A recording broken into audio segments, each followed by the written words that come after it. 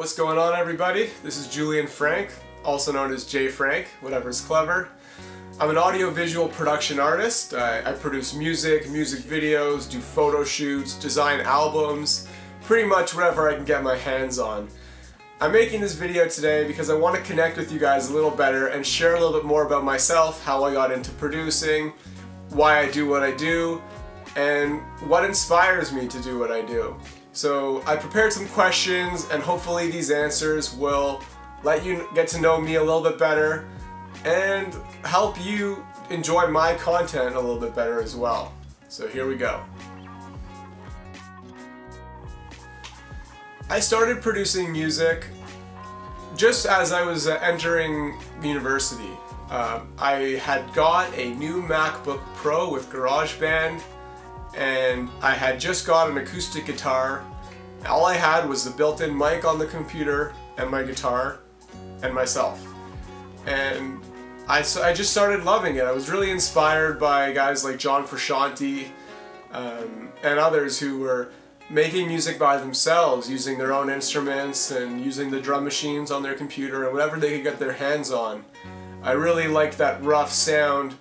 And just getting started, that's pretty much all I could do. Everything I recorded was really rough, never really sounded good, but it gave me that spark to dive a little deeper. I eventually went from GarageBand to Logic Pro, and really the rest is history. I started taking classes in school on music production. I learned a ton from my prof, who is a professional engineer. It really inspired me to keep on learning as much as I can about the history of recording, as well as what's happening now with all the changes in technology.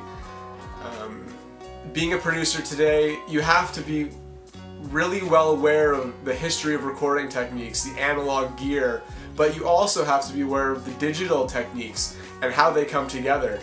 And as a media and technology student, it was the perfect mix for me, and it just all connected for me really easily.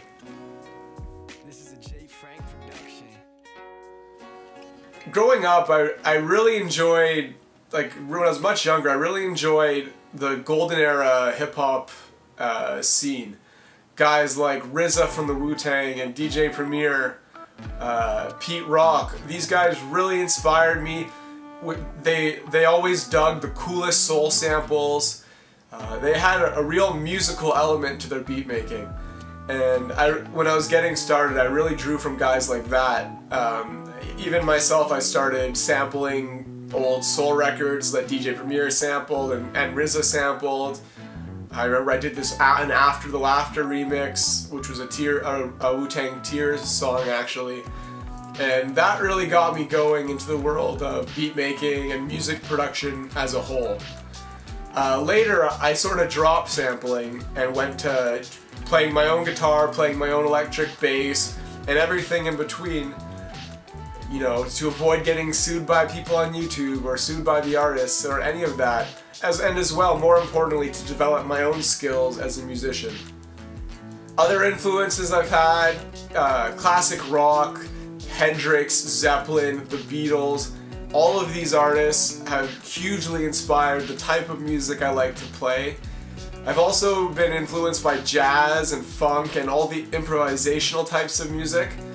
My music style is still pretty rough and improvisational, which is something that I actually like and enjoy, and that's something that I try to keep on doing with my music. Oftentimes the way I produce, I'll simply just jam, and I'll record the jams, and later on I'll go in and look at the recorded takes and take the best parts of my jams and then turn that into what I use as my finished production. I've been inspired to make music by a lot of different things. Early on, it was simply just by seeing the other artists and just wanting to be just like them. Wanting to be one of them, as they say, is definitely one of those big influences. You want to be part of that elite group. You want to be part of that group of people that you've always looked up to. So that was always one thing, as far as what inspires me. But I think as I've developed and I've grown as an artist, it's been more introspective. You know, things that are happening in my personal life, or how I'm feeling, or what's going on, and things that I'm noticing about people, things like that. Those types of emotions are what I've been focusing on and channeling into my music production. I've recently started writing lyrics and recording vocals, and I'm really trying to draw on those personal things, personal and philosophical things that I believe that I can, you know, rather than saying long-winded, really specific stuff, I like to focus more on the philosophical. Simple is better. That's my philosophy. It doesn't work for everybody, but for me, simple is key.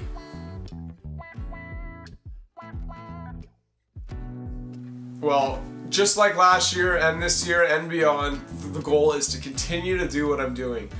Produce as many songs as I can, hammer out some collaborations with artists around the world, because that is extremely rewarding. Shoot some really big music videos, you know, work with some artists that I've never worked with before, and really just step up my production game as a whole. You know, I've recently upgraded computers, so on top of, you know, upgrading the technology side, also just working out on my craft, playing more guitar, playing more bass, and just developing as a musician as well as a producer and engineer.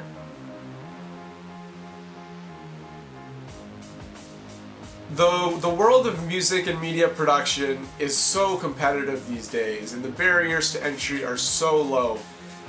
Everybody seems to be out there doing some amazing work, and it can be extremely demotivational when you see somebody doing something and you think, how could I compete with that? How could I do something that good?